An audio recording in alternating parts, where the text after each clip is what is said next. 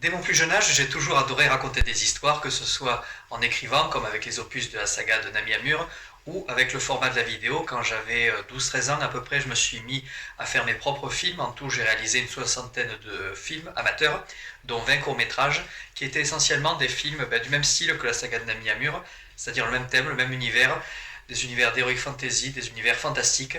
Et ça m'a permis, disons, d'expérimenter toutes sortes d'effets spéciaux pendant de nombreuses années. Naturellement, ce n'étaient pas des effets extrêmement élaborés, mais qui étaient faits vraiment avec les moyens du bord, avec des maquettes en polystyrène, en argile. J'utilisais de vieilles figurines sur lesquelles je prêtais ma voix, je faisais un peu de doublage. Et tout ça vraiment était conçu comme des films à part entière, c'est-à-dire que je les écrivais, je préparais des décors, je planifiais un tournage qui parfois se déroulait sur plusieurs mois, voire pour certains de mes projets plusieurs années.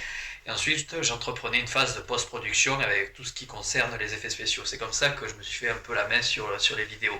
Les chroniques de Nami Amur sont vraiment l'extension de ça, donc naturellement ça reste en amateur. Le ton est volontairement débile, hein. Voilà, les histoires qui sont développées dans ces épisodes sont volontairement, c'est fait exprès, stupides, voilà, même les gars, c'est pas forcément drôle, donc c'est voulu, c'est fait exprès.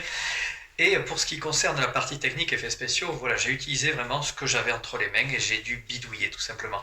Et cette vidéo a pour vocation à vous montrer un petit peu les étapes entre ces images brutes qui sont vraiment basiques, quoi, c'est figé, il n'y a rien autour, je suis juste dans ma chambre, dans mon appartement avec un fond vert, et il faut créer du mouvement.